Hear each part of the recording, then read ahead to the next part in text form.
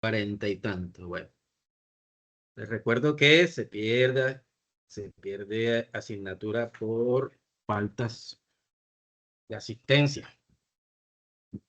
Así la lleven 5. Entonces, importante que usted tenga compromiso con su formación. Hoy la universidad determinó, por temas logísticos, ustedes saben que las elecciones, cualquiera que sea, afectan todo. Aquí muchos, pues seguramente fueron jurados de votación. Entonces, como quien dice, pues hoy es un día para paliar el día de ayer. Trabajaron todo el día de ayer, pues amerita un descanso el día de hoy. Y la universidad, pues determinó hacer desde el viernes, incluso, los encuentros de manera remota. Pero eso no quiere decir que estos encuentros sean menos que los encuentros presenciales. Entonces, al final de esta disertación vamos a pasar a lista, voy a pasar un link de asistencia y ahí pues vamos verificando quiénes vienen a clase y quiénes no. Voy a compartirles aquí. Ya se está grabando. Vamos a compartir contenido. Pantalla completa. Y el tema de hoy es la morfología y osteología de los huesos del cráneo, los huesos grandes. Hoy enfocaremos a huesos del cráneo. Mañana tenemos un seminario, el cual pues toca con la doctora Dayana, pero está de permiso, está en algunas diligencias y pues me pidió que la supliera esta semana. Así que los que tienen el seminario mañana, pues ya saben que es conmigo. Mañana sí es presencial. Va a haber prácticas, los grupos de práctica que están con ella también harán la práctica conmigo. Hoy pues no se pudo hacer práctica por la disposición de la universidad. Ya ajustaremos esta práctica que hace falta para los grupos 1 y 2. Hay que cuadrar esta práctica para que no se atrasen, porque recuerden que aquí todos tenemos que ver lo mismo. Todos tenemos que hacer las mismas prácticas, las mismas estructuras. Y por eso me he tomado, pues, digamos, la disposición de compartir en los grupos de WhatsApp las estructuras que se revisan en el laboratorio, las maquetas y las láminas que se revisan en el laboratorio para que todos tengamos la misma oportunidad y a la hora de evaluar que todos hayan visto lo mismo, ¿no? Que esto no lo vi, que esto me lo dio la profe Dayana y esto no me lo dio el profe Heider y viceversa. Entonces, ese es el tema con el laboratorio. Entonces, me confirman si ven la presentación, se llama morfología y osteología de cráneo. ¿Me confirman, por favor? ¿Me confirman si ven la presentación? Sí. Ok, gracias, muy amable.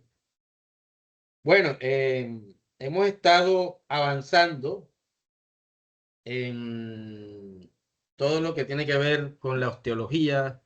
Ya las primeras semanas, las 2 primeras semanas, hemos visto de forma generalizada cómo están los sistemas, principalmente el sistema muscular, el sistema óseo. Algunos fundamentos del sistema nervioso. A partir de esta semana ya empezamos a entrar en detalle de las estructuras, en detalle de las funciones que tenemos en el enfoque de cabeza y cuello. Bueno, el cráneo como tal es una estructura ósea que tiene una historia evolutiva compleja.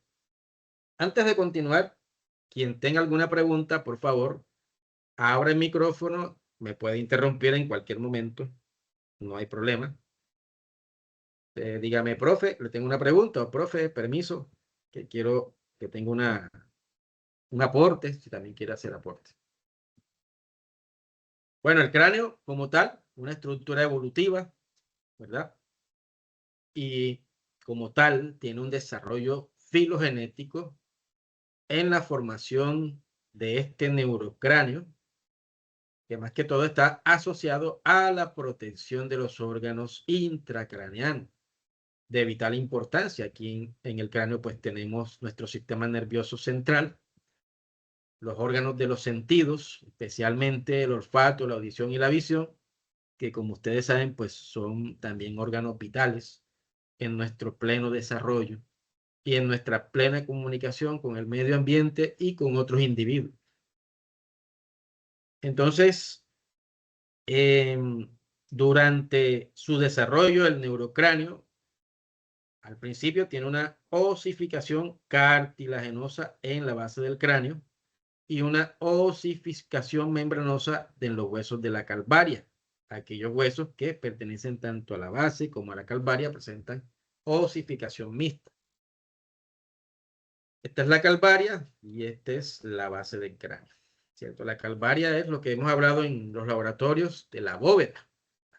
Esa parte bastante voluminosa que es la que en su interior aloja el sistema nervioso central. Resulta que el ser humano, con estos 350.000 años de historia que tiene el hombre, desde que es hombre, desde que es Homo sapiens, ha venido desarrollando las estructuras del sistema nervioso central, ¿verdad? Antes de eso, pues, acuérdense que habían unos prehomínidos, pre-Homo sapiens, el hombre de Neandertal, por allá, más atrás de los 350.000 años de los que estamos hablando. Hubo una organización y un desarrollo filogenético que permitieron que seamos las personas con raciocinio que somos hoy en día. Entonces, dentro de la embriología del cráneo, acuérdense que en la embriología siempre hablamos de 3 capas, ¿cierto? El ectodermo, el mesodermo y el endodermo. Ectodermo, la capa más externa. El mesodermo es la capa media y el endodermo la capa más interna. Entonces, ¿de dónde se origina el cráneo? De la cresta neural, más exactamente de la capa media, el mesodermo paraxial, ¿verdad? No todos tienen el mismo origen en la medida que ese embrión que se va formando durante la gestación, los diferentes huesos del cráneo vienen de otras estructuras para formar o para realizar esa osificación de los huesos del cráneo. Entonces tenemos uno de los orígenes, que es el neurocráneo membranoso, en lo que se origina la bóveda craneal, que hemos hablado en el laboratorio. Es un tejido óseo intramembranoso, ¿verdad? De tejido conjuntivo fibroso. Como viene del mesodermo, se forma del mesénquima que rodea al encéfalo al momento del nacimiento. Y los huesos de la calota no están fusionados totalmente ni osificados totalmente. En el recién nacido, no se llama cráneo como tal, sino como calota. Los huesos como son el hueso frontal, los huesos parietales que ya hemos visto, y que explicábamos en algunos de esos laboratorios que durante el nacimiento esa calota se va entrecruzando para que la cabecita del feto pueda ir pasando por el canal vaginal, ¿ya? O sea que no están totalmente fusionados como ustedes lo han visto en laboratorio, ya son huesos de un adulto que están totalmente fusionados. En el recién nacido no, en el feto no, antes de nacer. No están fusionados esos huesos del cráneo, lo que permite que el fetico, a la medida que vaya pasando por el canal vaginal, esa calota se entrecruce y pueda pasar fácilmente, ¿ya? Si los huesos estuvieran fusionados, no pudiera pasar el feto por el canal vaginal, ¿ya? Entonces, esa es una de las principales razones de que esa osificación es membranosa. Tenemos un neurocráneo cartilaginoso o condocráneo. Eso pues se desarrolla por el proceso de osificación endocondral, que es una estructura formada por varios núcleos cartilaginosos osteogénicos separados y extendidos por toda la región. Fontanelas y suturas. Bueno, esta como quien dice es la base del cráneo. Esta es la bóveda y esta es la base, de las que siempre hemos hablado en laboratorio y en las anteriores clases. Fontanelas y suturas, cráneo del recién nacido. Si usted tiene la oportunidad de examinar a un recién nacido, le examina la cabecita y puede observar o puede sentir, si lo hace con la yema de los dedos, puede sentir que en la región frontal alta, en toda la corona, el recién nacido tiene una separación ósea, ¿ya? Esa separación ósea se llama calota, ¿verdad? Esa separación ósea también se llama calota. Y los huesos que deberían o que más tarde se fusionan, en ese momento no están completamente fusionados, ¿ya? Y esa no se llama calota, perdón, se llama fontanela anterior. Esa fontanela anterior, usted la palpa y normalmente debe estar tensa, debe sentirse tensa, debe sentirse apretadita. Cuando ese recién nacido, ¿verdad? Antes de cumplir el mes, se llama recién nacido, y ya después, después del mes, ya podemos estar hablando de la primera infancia, ¿cierto? Si esa calota llega un momento en que de pronto a ese recién nacido le dé diarrea, le dé vómito, es decir, se deshidrate, usted toca esa calota y la va a sentir deprimida. Esos son signos severos de deshidratación. Entonces, ese espacio de la fontanela, perdón, de la fontanela anterior, debe normalmente permanecer tenso. Si está deprimida la fontanela anterior, preste la atención porque hay problemas, puede estar deshidratado, en fin, otras causas que pueda presentar el recién nacido. Entonces, eso se debe a lo que les expliqué anteriormente. No hay una formación fija, no hay una osteosíntesis fija, dura, en el cráneo de los recién nacidos, sino que hay separaciones de los huesos, ¿verdad? Y ya en el adulto vamos a encontrar lo que se llama suturas, ¿verdad? Cuando ya esa fontanela se ha reducido y se ha producido la articulación entre esos huesos planos del cráneo. Y ya lo vamos a encontrar posteriormente como suturas, ya las hemos visto.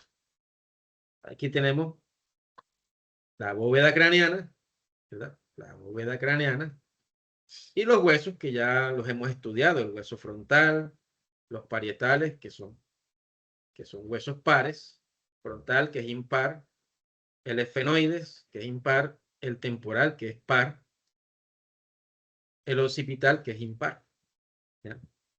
Y a nivel de los huesos propios de la cara, que es el seminario de mañana, tenemos el hueso frontal, que hace parte de la cara también. Tenemos los orbiculares o orbitales. Tenemos por acá el cigomático y el arco cigomático. Tenemos el nasal, el maxilar superior, dientes y alvéolos dentarios y el maxilar inferior o mandíbulas.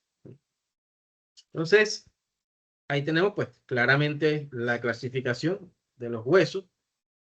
Ya los vimos, tenemos el hueso frontal que ocupa la mayor superficie de la cara, ¿verdad? Y también ocupa una gran superficie del cráneo, el hueso que se comparte entre los dos, entre la cara y el cráneo.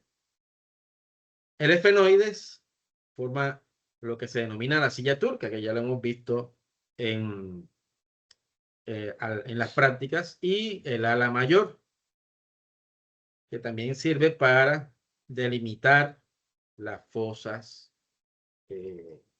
o la base del cráneo, o la fosa craneana. El occipital se articula con los huesos parietales, ¿verdad?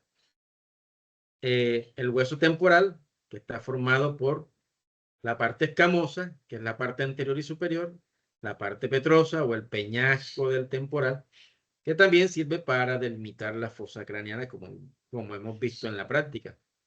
Y la región mastoidea, que hace parte del hueso temporal, que ya en varias veces se la he mencionado, que es una estructura importantísima, perdón, como reparo anatómico, ¿verdad? Para otras estructuras. Y dentro del sistema nervioso central, pues no solamente tenemos al encéfalo, tenemos el puente del encéfalo y también hace parte la médula espinal, que hace su recorrido por todo el canal raquídeo en la columna vertebral. Acuérdense que esta es la columna vertebral, tiene un orificio que es por donde se extiende la médula espinal y al final forma lo que se llama la cola de caballo. Entonces, a nivel del sistema nervioso, tenemos millones de estímulos por segundo que procesan, memoriza continuamente la información, y esta información es recibida por el cerebro, que la procesa y emite una respuesta, ya sea una información del mismo organismo o sea una información externa. Es procesada por el cerebro. A su vez, el cerebro está constituido por millones de neuronas, ¿cierto? Las neuronas son ese microcerebro que tienen una vía aferente, que es la que lleva la información, lleva el estímulo. Tiene un núcleo, que es el centro de la neurona, que es la que recibe ese estímulo y lo procesa. Y después que ese núcleo procesa la información, emite una respuesta a través del axón. Esa respuesta va a otra neurona, ¿verdad? O a una célula del sistema muscular, a un miocito, o va a una célula del sistema endocrino para propiciar una función endocrina, como lo vieron en el primer seminario, o va a una célula del sistema circulatorio, ¿verdad? Que propicie también una función, ya sea de constricción de un vaso, por ejemplo. El cerebro, constituido por dos hemisferios cerebrales, el diencéfalo, el tronco del encéfalo, el mesencéfalo, la protuberancia, el bulbo raquídeo. Lo veremos con mayor detalle cuando ya hablemos del sistema nervioso central. Y tenemos todo este neuroeje protegido por estas estructuras como son el cráneo, ¿cierto? Y la columna vertebral. El cráneo protege el sistema nervioso central y todo lo que tiene que ver con el puente del encéfalo, y la columna vertebral es la que protege a la médula. Entonces, como lo veíamos, como se los había adelantado en los laboratorios, ¿cierto? Tenemos la bóveda craneana, que es todo constituida por todos esos huesos que vimos al principio, los pares e impares, como son el hueso frontal, temporal y occipital, así como el hueso esfenoide y el hueso temporal. Y a su vez tenemos unas uniones, que son las suturas craneales. Esas suturas craneales son las mismas articulaciones óseas. Acuérdense que las articulaciones se dividen en articulaciones fijas, como las del cráneo, en articulaciones móviles, como las de los huesos de los brazos y las piernas, y las articulaciones semimóviles, o sea, que tienen algo de movimiento, pero limitado, como es el de los huesos de la columna vertebral. Entonces, dentro de la bóveda craneana, tenemos esto que denominamos la fosa craneana, ¿verdad? La fosa craneana se divide, para facilidad anatómica, en tres partes: la fosa craneana anterior, la fosa craneana media y la fosa craneana posterior, ¿cierto? En la fosa craneana anterior, ¿quién reposa? Reposa el lóbulo frontal del cerebro.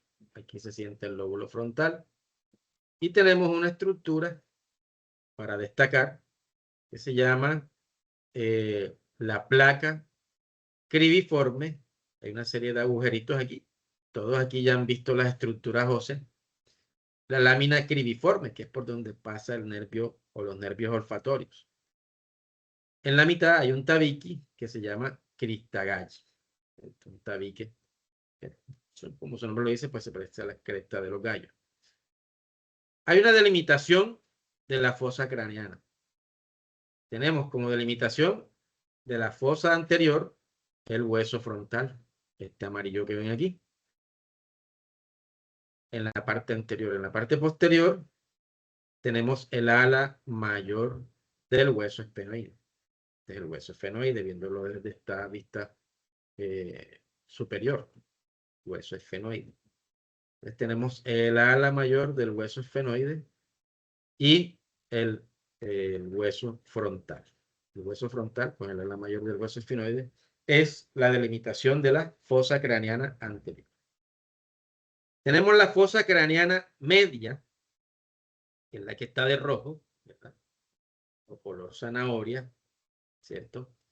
Tenemos como delimitante el ala mayor del esfenoides con el peñasco o peña del temporal. Todos han visto el cráneo a nivel de las fosas. Esta estructura está en alto relieve, que también se llama porción petrosa del hueso temporal. Este es el hueso temporal. Este por acá, hueso temporal. Y tenemos esa zona que es bastante rústica, bastante rugosa, y por eso le pusieron ese nombre. Parece una piedra, se llama peñasco del temporal o porción petrosa del temporal. Entonces la fosa media tiene como delimitación el ala mayor del esfenoides y el peñasco del temporal. ¿Quién descansa aquí? Estructuras como el lóbulo temporal, ¿cierto? Son esas estructuras que descansan aquí. Tenemos una estructura que ya mencionamos, que es la silla turca. Más que todo se ubica en el ala mayor, en la parte central, en la línea media del ala mayor del esfenoide.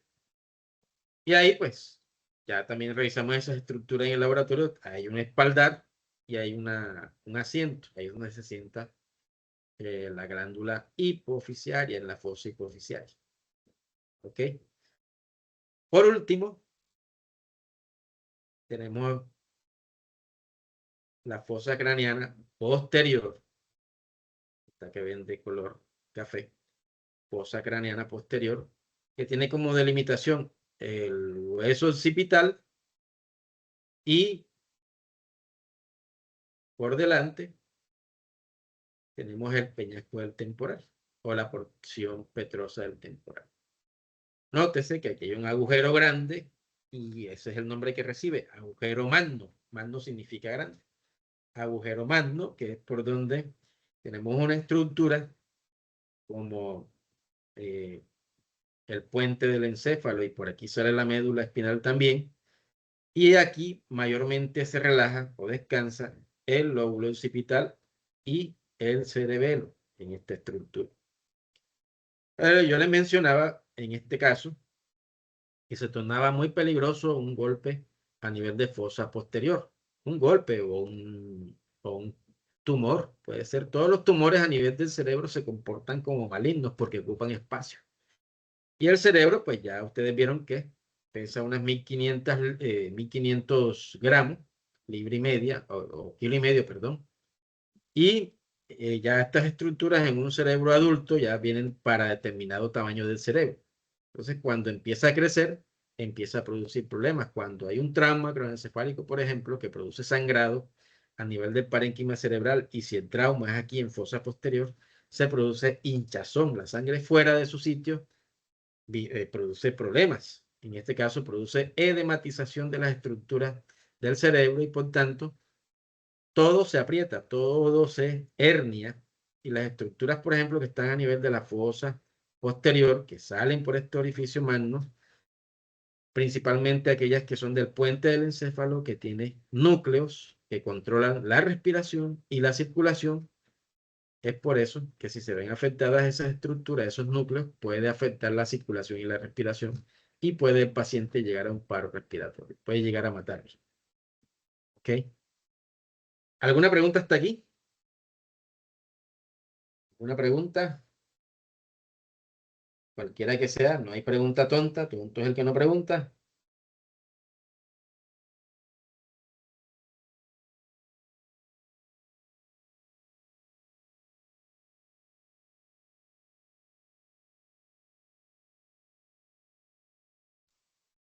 Profe, disculpe, ¿me escucha?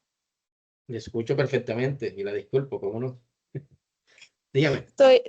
Soy Jennifer Castillo, profe. Lo que pasa es que yo quería consultar así cómo se desarrolla entonces en esos ideas, como usted está explicando lo de paro respiratorio, cómo se daría que se ha escuchado mucho el término de infarto cerebral. Bueno, el infarto cerebral, déjame ver si tengo alguna estructura por aquí que me ayude a explicarte. Aquí está. El infarto cerebral se da cuando la circulación, recuerden que tenemos unas arterias que se llaman las arterias carotídeas. Las arterias siempre llevan sangre oxigenada, es la sangre que necesita todos los órganos para poder sobrevivir.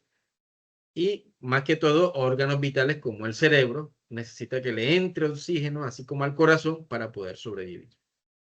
Las carótidas, que entran cada una por el cuello, llevan el 80% de la sangre oxigenada y el otro 20% entran por las arterias vertebrales, ¿verdad? Entonces, aquí, cuando la sangre llega a través de la carótida, forman una estructura un poquito más compleja que se llama polígono de Willis, formada por la cerebral posterior, por la carótida interna y la basilar. Eso ya es anatomía de más adelante que ustedes van a ver. Entonces, ese polígono de Willis es una estructura, como se dice, es un polígono de arterias. Ellas distribuyen la sangre en todo el encéfalo. En todo el encéfalo. ¿Qué es un accidente cerebrovascular o derrame? Es que una de esas arterias se obstruya por diferentes causas. Aquellas personas que son hipertensas, por ejemplo, las arterias se cierran, ¿verdad? Cuando se les aumenta mucho la presión es que se cierran las arterias y no permiten el paso de la sangre.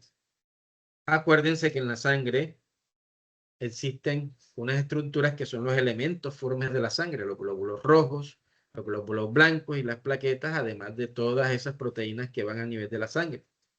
Y otras sustancias, por ejemplo, como las sustancias grasosas, los aminoácidos, el colesterol, los triglicéridos, cuando se aumentan en la sangre, también tienden a tapar los vasos sanguíneos. Entonces, cuando un vaso sanguíneo se tapona, la sangre oxigenada no pasa. Por ejemplo, si el vaso sanguíneo se tapona a este nivel, ¿qué pasa? Que la sangre no pasa a gran parte del lóbulo parietal. Este es el lóbulo frontal, este es el lóbulo parietal, este es el lóbulo temporal y este es el occipital. Entonces, por ejemplo, si la sangre no pasa a este nivel, hay cierta cantidad de tejido a la que no pasa oxígeno y ese tejido, si no se atiende urgentemente al paciente, se muere. ¿Ya? Porque hoy en día hay la posibilidad de que si el paciente está sufriendo, le está empezando un accidente cerebrovascular, si consulta antes de las 4 horas a la urgencia, se puede salvar ese cerebro, se puede, digámoslo así, recuperar el paso de la sangre por esa arteria. Entonces, ¿qué pasa? La sangre se obstruye, se obstaculiza y no pasa el oxígeno a los diferentes, a ese tejido, ¿verdad? A gran parte del tejido del lóbulo parietal y ese tejido, si no es tratado a tiempo, se muere. Ahora, se pasó el tiempo y el paciente no consultó, se muere el tejido y queda muertecito. Las neuronas no tienen la posibilidad de reproducirse nuevamente, así como la tienen otras células. ¿Ya? Usted nace con un determinado número de neuronas y con ese determinado número de neuronas debería morirse, pero fisiológicamente perdemos neuronas por el envejecimiento natural, valga la redundancia, y también perdemos neuronas por otras actividades que no le convienen al cerebro. Por ejemplo, los que toman tragos, ya, hasta intoxicarse. Las borracheras que usted se pega, cualquier borrachera que usted se pega, va matando neuronas. El trasnoche, también. El insomnio, el uso de tabaco, en fin, una serie de cosas que nosotros hacemos que van acabando las neuronas, ¿cierto? Entonces, el accidente cerebrovascular se define como la oclusión de la sangre que no pasa a cierto tejido del cerebro y ese tejido se muere. ¿Ok? Sí. No sé si tienen más preguntas. Ah, ok, profe, muchas gracias. Bueno, chicas, gracias a ti. Muy buena pregunta. Bueno, aquí, como ustedes pueden ver, a nivel sobre todo de la fosa craneal media, ¿verdad? A nivel de la fosa media tenemos una serie de orificios que se llaman forámenes u orificios. ¿Ya? Aquí vamos a ver en qué consiste cada uno. Y yo les dije en la práctica que también nos tenemos que aprender los nombres de cada orificio. Acuérdense que ya estamos enfocados a cabeza y cuello. Y naturalmente, como ustedes deben evaluar función, ¿cierto? Sobre todo la función muscular y la función nerviosa. Obviamente que al evaluar función nerviosa estamos evaluando función muscular y viceversa. Porque acuérdense que el sistema locomotor, ¿qué es el sistema locomotor? La conjunción entre el sistema nervioso, quien es el que comanda, el sistema muscular y el sistema óseo. ¿Ok? Ustedes, por allá, cuando estén haciendo su especialización, por ejemplo, los que son foniatras o los que también hacen evaluación de función degustatoria, función deglutoria, perdón, la función deglutoria, se me escapa el nombre de la especialidad ahorita, evalúan a ese paciente, por ejemplo, a ese paciente, ese ejemplo que acaba de, de poner la compañera, que es aquel paciente que le da accidente cerebrovascular. El paciente con accidente cerebrovascular, y generalmente se da a nivel del territorio de la cerebral media, eso también lo vamos a ver más adelante, no se preocupen, la cerebral media es una de las arterias que son las que más territorio para irrigar al cerebro tiene. Entonces, a nivel de la cerebral media, cuando hay un accidente cerebrovascular, se produce un fenómeno que se llama afasia, que es la imposibilidad de hablar del paciente. O se produce otro fenómeno más temprano que es la disartria. ¿Qué es la disartria? Que el paciente dice palabras incoherentes. No arma una frase completa sin que se equivoque o diga una frase incompleta. Esa es la disartria. Dice palabras ininteligibles, no se puede entender. Entonces, ¿qué pasa? El especialista que se dedica a esa parte generalmente lo hacen en unidad de cuidados intensivos, que es donde uno más ve pacientes con accidente cerebrovascular. Evalúan la función de la fonación de ese paciente, a ver cómo está la parte de la disartria o de la fascia, y evalúan también cómo está el proceso de masticación y cómo está el proceso de deglución. ¿Ya? Entonces es importante por eso saber estas estructuras que tenemos que aprender. Entonces, anatomía la estudiamos de abajo hacia, de arriba hacia abajo y de izquierda a derecha. Entonces empezamos por acá arriba, en la fosa craneal anterior. Fosa craneal anterior, fosa craneal media y fosa craneal posterior. ¿Cierto? Vamos por la anterior. Entonces tenemos, ya lo habíamos visto, la lámina cribiforme o la lámina criboides, quieres llamarle. Por aquí, si ustedes se dieron cuenta en las estructuras que ya les hemos mostrado, pasan todos esos filamentos del nervio olfatorio a través de esos huequitos. Por eso se llama así, lámina criboide, porque las criba significa agujero, agujero pequeño. Entonces tenemos allí esos orificios pequeños, por allí pasan los haces nerviosos del nervio olfatorio. Ese es el primer par craneal, ¿cierto? Nervio olfatorio.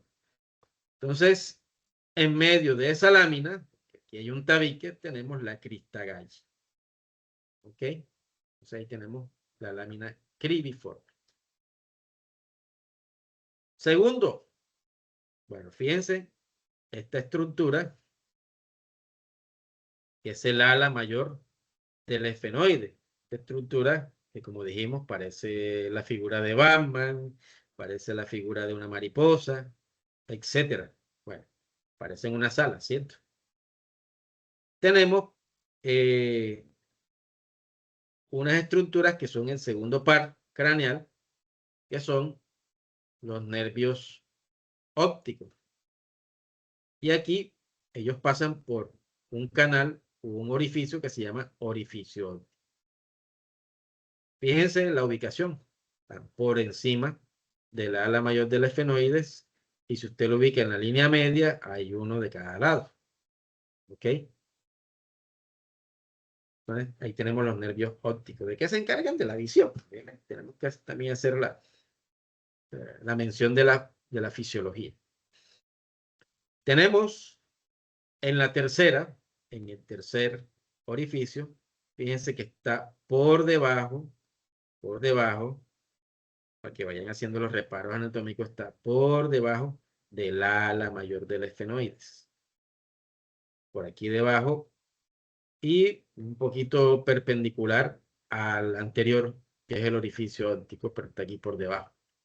Allí tenemos una estructura que no es un orificio, es una fisura. La fisura es un huequito, pero más alargado. Cubre todo, parcialmente como un tercio de lo que es el ala mayor del esfenoide. Aquí no se ve por encima, pero cuando la veamos en el laboratorio, pues va a ser fácil que ustedes la identifiquen porque en realidad es una fisura. Por allí, ¿quién pasa? Nervio oculomotor, que tiene que ver con los movimientos oculares. Nervio troclear, el nervio oftálmico en su rama B1 y el nervio abducente. Entonces, son estructuras, son pares craneales que pasan en esa fisura que tenemos aquí debajo. Cuarto lugar, fíjense que uno va de arriba hacia abajo para ser ordenado. ¿Quién sigue en este cuarto lugar? Está aquí y está de este lado. Ojo, aquí y acá. Derecho e izquierdo. Acuérdense que esto se multiplica por 2. Está de lado y lado. El agujero oval, por donde pasa la rama B3, el nervio mandibular, que es el que propicia el movimiento de la masticación, entre otros nervios, obviamente. ¿Ok? ¿Quién le sigue? El número 5. Ojo, fíjense que todo va en orden. El número 5 es un agujero un poquito más pequeño, y constituye lo que se llama el agujero espinoso. ¿Quién pasa por ahí? La rama meningia del B3 o la rama B3 o llamado rama meningia. Eso, vuelvo y les digo, es bilateral. Hay que estar pendiente de eso. El sexto agujero, ya lo ubica por acá, ¿cierto? Debe ubicarse por este lado también. Encontramos aquí no se ve porque pasa la línea está por acá. Encontramos el meato acústico interno, tanto derecho como izquierdo. ¿Ok? En este caso, no, así sería izquierdo para este lado y derecho para este lado, porque tenemos una vista superior. Pero estamos viendo como nosotros tenemos nuestra izquierda y nuestra derecha. Izquierdo y derecho. Entonces, ojo, ¿cuál es la ubicación? Lo tenemos en el primer tercio del peñasco del temporal. Acuérdense que esta es la peña del temporal o la porción petrosa del hueso temporal. Fíjense que está más o menos en el primer tercio. Por aquí tenemos el meato u orificio acústico interno. Esto se va desplazando por dentro del peñasco del temporal y termina en el orificio o meato acústico externo. ¿Ya? Porque por aquí pasa el nervio vestíbulo-coclear. Es el que propicia la audición. Vestíbulo viene de vestibular. Es la parte sensible, la parte sensitiva en cuanto a lo que tiene que ver con la coordinación de los movimientos, lo que tiene que ver con el mantenimiento del equilibrio. El oído interno se divide en dos porciones, la vestibular y la coclear. ¿Ya? La vestibular, su función es mantener el equilibrio. Tiene una serie de organelos pequeños que permiten el mantenimiento del equilibrio a través de los mecanismos de circulación de la endolinfa y los mecanismos de equilibrio a nivel de las células ciliares. Pero eso lo vamos a ver ya al final del semestre. Ya, simplemente tienen que saber que por aquí pasa ese nervio que tiene esa función vestibular y la función coclear, que es la función auditiva netamente. Es la que permite en la parte sensitiva recibir todos los estímulos que pasan por el oído externo, van hacia el oído medio y del oído medio van hacia el oído interno. Y en el oído interno, esa energía, ese estímulo, que es un estímulo mecánico, un estímulo físico, se convierte en un estímulo eléctrico que después sube al cerebro y allí interpretamos qué es lo que estamos escuchando. Entonces acuérdense que el oído tiene esas dos funciones. Y de allí viene el nervio vestíbulo-coclear. El nervio facial, que también pasa por allí, es por eso, si recuerdan un poco la anatomía básica, el nervio facial tiene 5 ramificaciones, ¿verdad? El nervio facial, todo lo que inerva es prácticamente toda la cara. La región frontal, la región del maxilar superior, región del maxilar inferior, la región del cuello, ¿cierto?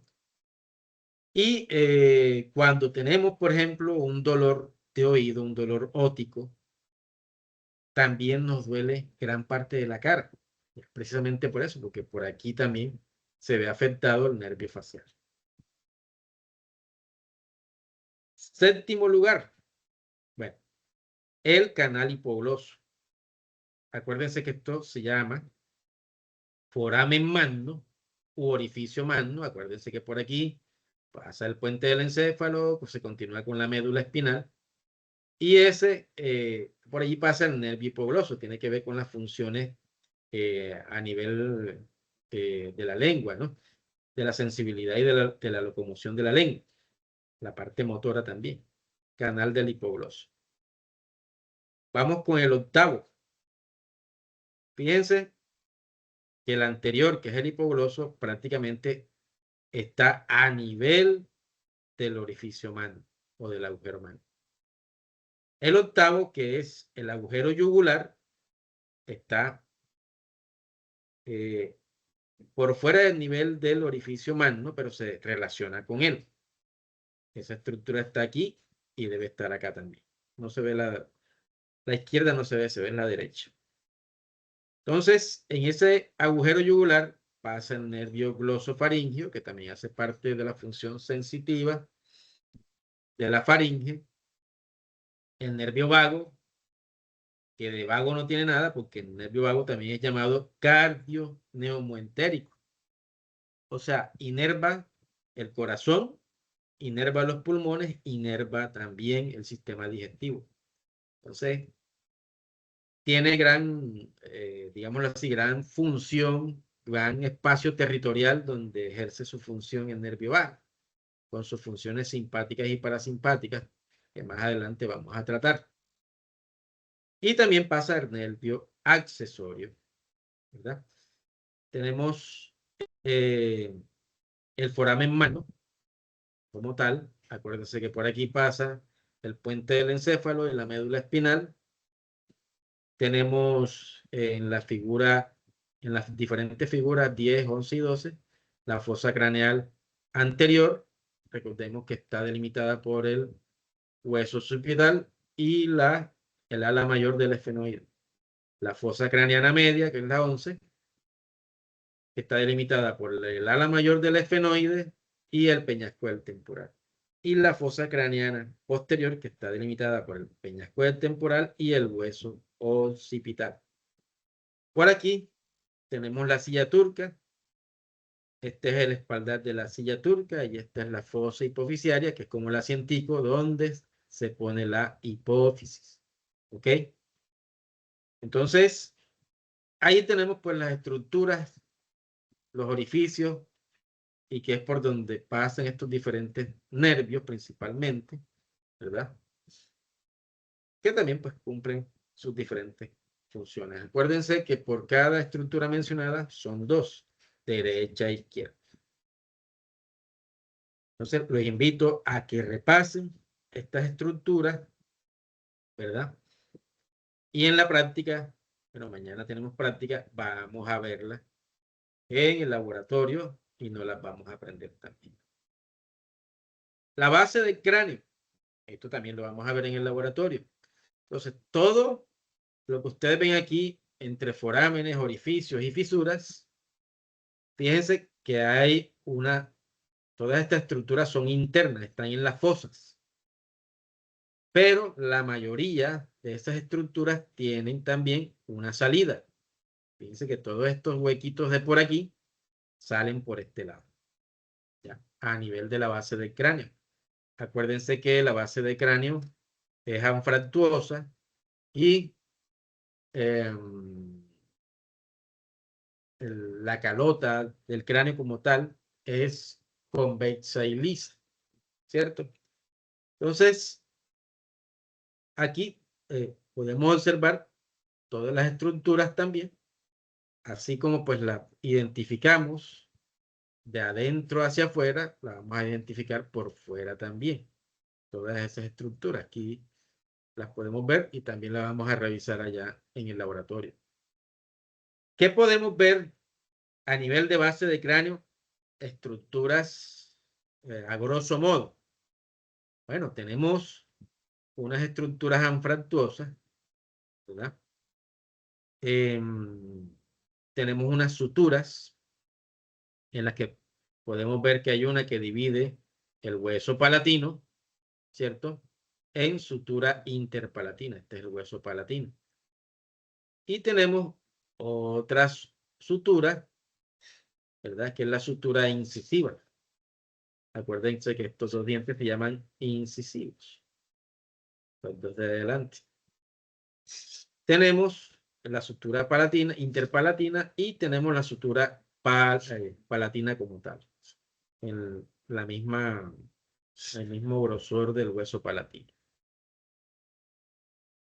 Tenemos las piezas dentarias, ¿verdad? Con sus respectivos alveolos, que son los agujeros en donde se sienta el diente, ¿cierto? Tenemos aquí el hueso cigomático y el arco cigomático, que aquí se ve bien en todo su esplendor.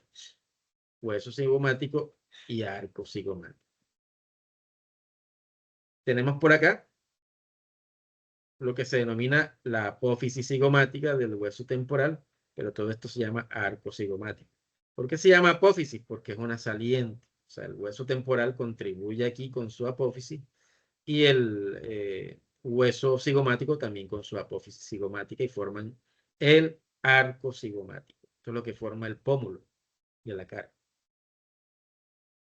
Entonces, otras estructuras importantes. Bueno, aquí no lo menciona la gráfica, pero podemos ver aquí la apófisis mastoidea. De este lado también. Otra que les mencioné en práctica es la apófisis estiloide. Hay que tener en cuenta estos nombres porque más adelante deben hacer recordación porque son estructuras que van a ser utilizadas para puntos de referencia. Entonces es importante que las tengan en cuenta, la apófisis mastoide y la apófisis estiloide. Por aquí tenemos el parietal, por aquí tenemos el hueso occipital, que en su centro, desde una vista inferior, ¿cierto? Tenemos la cresta occipital, ¿cierto? Y a nivel del hueso occipital tenemos unas estructuras que se llaman cóndilos occipitales. Estos cóndilos occipitales son los que se articulan con las vértebras cervicales, ¿verdad? Hace una articulación de la cabeza con el cuello.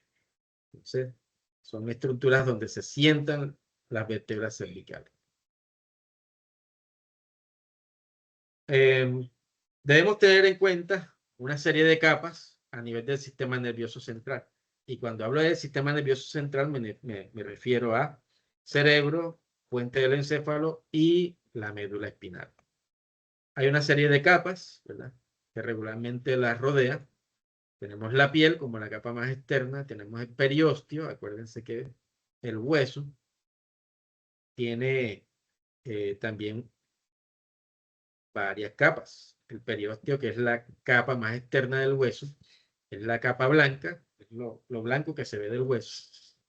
El hueso como tal, acuérdense que el hueso se divide en hueso esponjoso y hueso compacto. Encontramos primero el hueso compacto y después el esponjoso, que es el que permite el crecimiento del hueso y el intercambio iónico y el almacenamiento de iones. Tenemos una primera capa de protección ya adosado al parénquima del sistema nervioso central. La primera es la dura madre, después le sigue el aracnoide y después la pia madre, que es la que se adosa directamente al parénquima del sistema nervioso central. ¿Ok? Estas estructuras, ¿verdad?, permiten la protección del sistema nervioso central.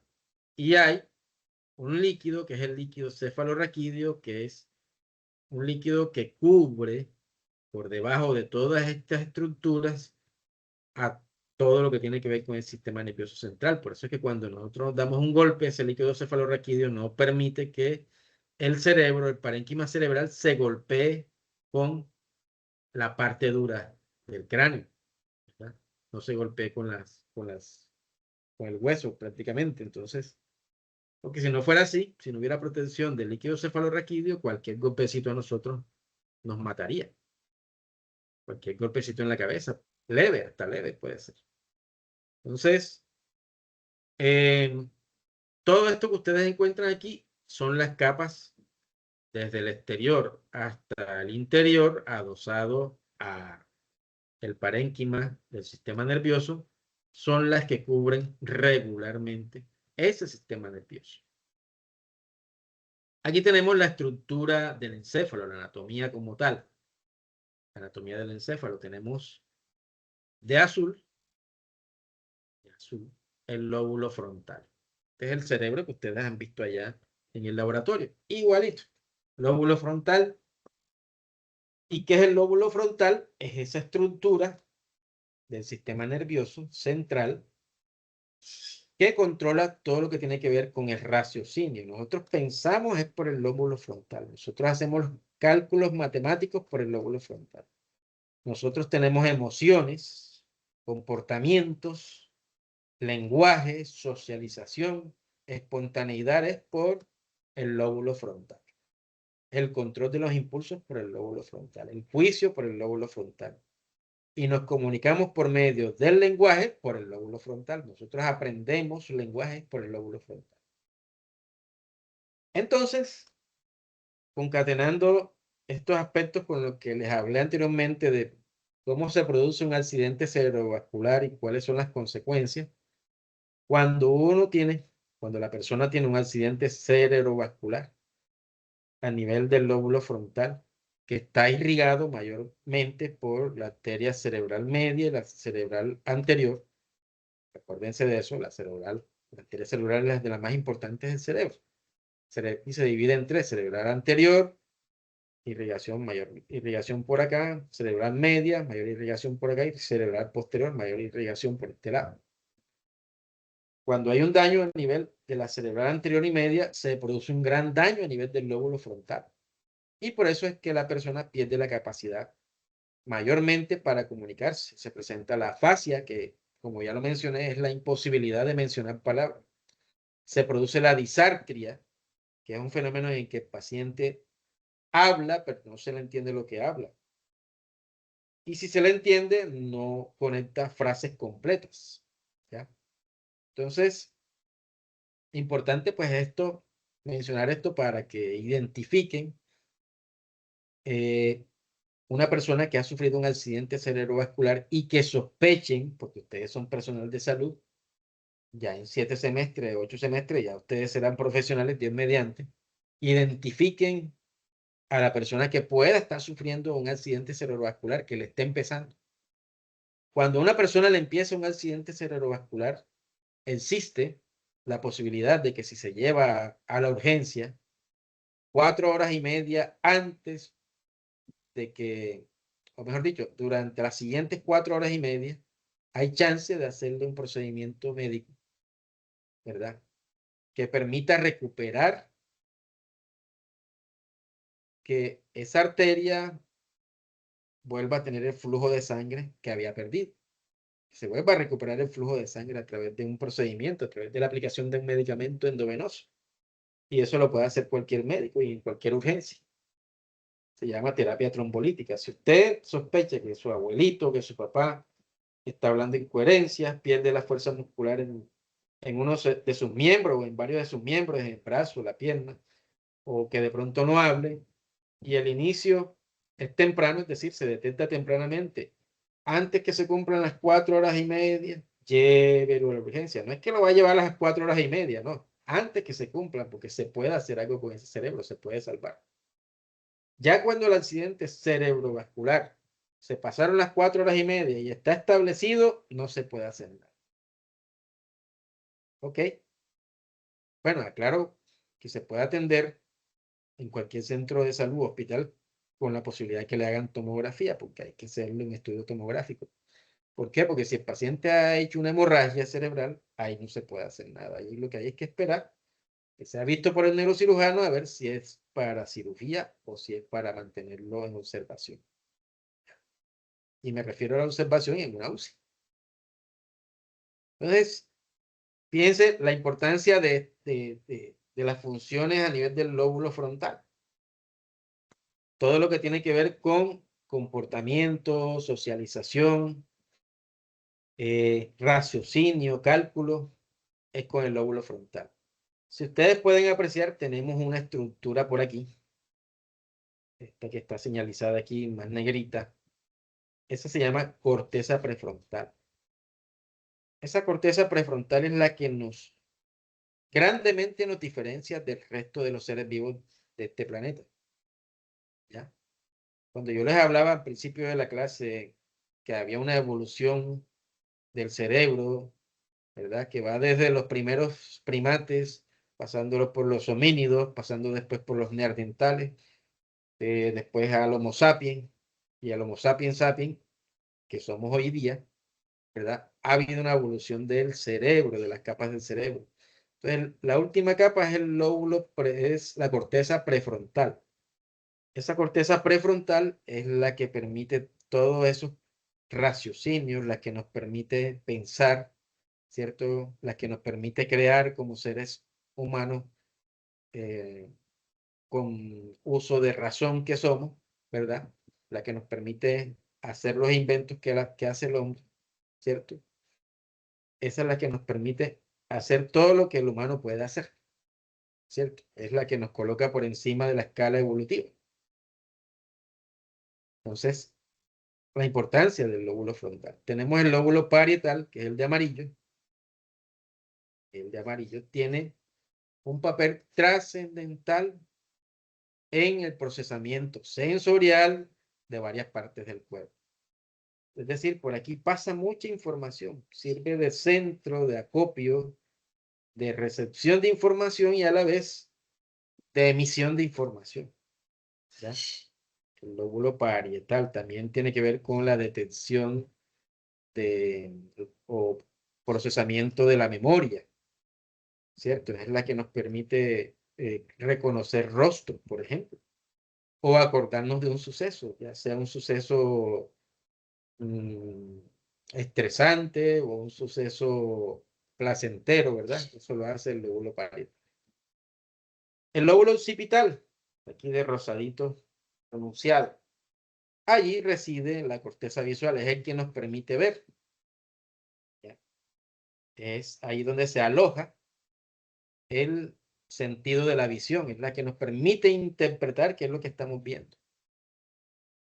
Y cuando nos vayamos al tema, que son uno de los finales, al tema de la visión, ¿cierto? Los órganos de la visión, que también vemos un tanto, pues nos vamos a fijar cómo se da la visión realmente. Ciertamente nosotros a este nivel tenemos una proyección invertida de la realidad, o sea, se ve al revés la realidad, pero tenemos unos centros aquí a nivel del cerebro que voltean esa imagen. O sea, todo el tiempo nosotros realmente aquí se está proyectando la imagen invertida de todas las cosas que vemos, pero se interpreta a la vez de forma derecha. O sea, eso de que dicen de que vemos al revés, sí es cierto. Entonces vemos las imágenes invertidas, pero el cerebro es tan sabio, tan inteligente que ejerce mecanismos que permiten ver derecho, ¿ya? Interpretarlo de forma correcta. Lóbulo temporal, el de verdecito. Bueno, aquí en el lóbulo temporal, funciones de memoria también, así como el lóbulo parietal, y también tiene las funciones de el sentido de la olfacción y el sentido del oído, ¿verdad? De la audición. Sentido de la olfacción y sentido de la audición. Por acá abajo tenemos el cerebelo, ¿verdad? Función principal es que por aquí pasan muchos axones, es integrar las vías sensitivas y las motoras, y la principal función es la de coordinación de los movimientos. ¿Ok? Entonces, son funciones principales de nuestro sistema nervioso central. Aquí, en la parte interna del cerebro, en la parte interna, o sea, usted abre aquí y encuentra una base también, en la parte interna. Esa ya hace parte de la arquitectura interna, en donde vemos una serie de núcleos, ¿verdad? Una serie de núcleos. Bueno, vemos el área hipotalámica, el núcleo preóptico.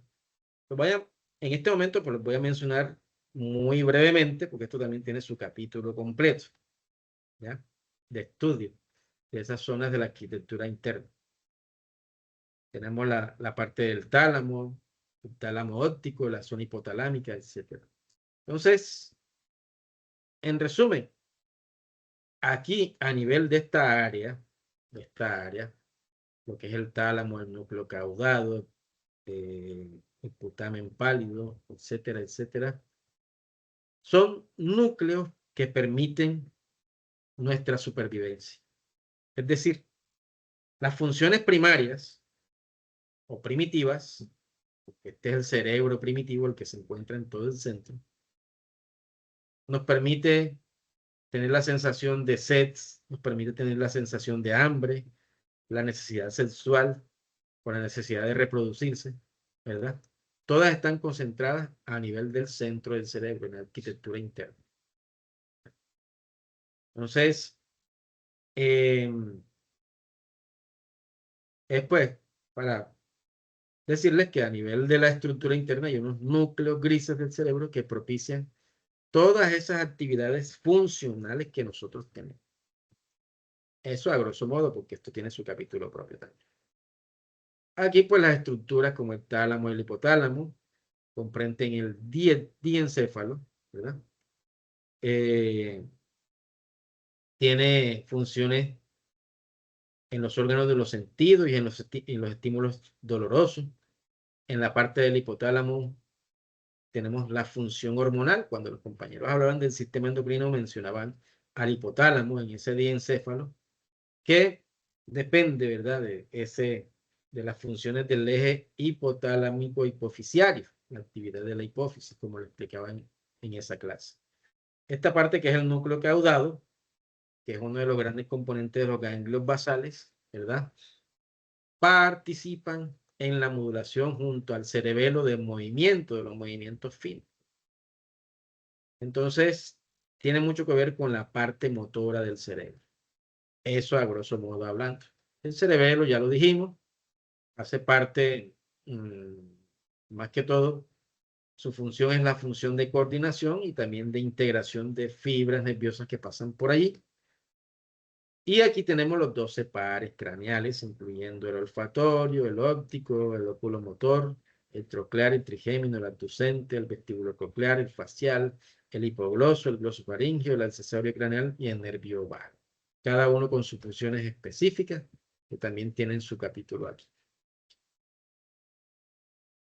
Bueno, ¿alguna pregunta? ¿Una pregunta? Esta presentación la encuentran en la plataforma Google, no, en la plataforma, perdón, Campus Virtual Universidad de Sucre. Es la plataforma Moodle de la Universidad de Sucre. ¿Alguna pregunta hasta aquí? Bueno, les voy a pasar en la caja de mensajes, les voy a pasar el link de asistencia. El link de asistencia para que lo diligencien, por favor. Ahí en la cajita de mensajes del chat. Si tienen alguna pregunta, me la pueden hacer. Mañana tenemos el seminario sobre huesos propios de la cara. Por un momentico ya les paso el mensaje, el link, para que lo diligencien. Ahí está el link.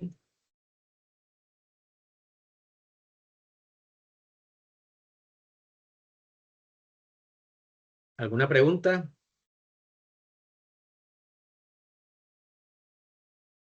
$30 personas nomás. Okay.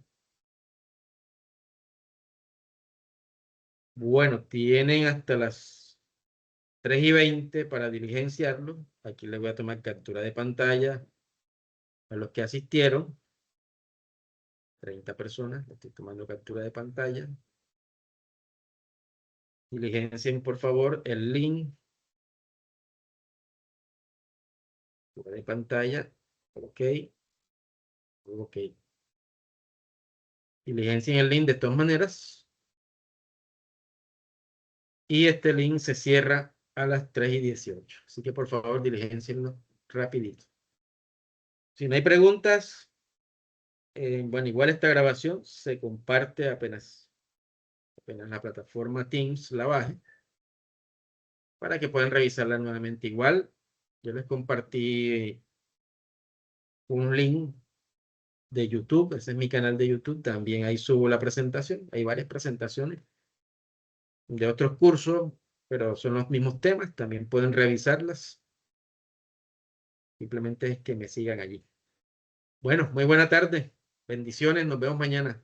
Cuídense. Bendición, profe, muchas gracias por todo.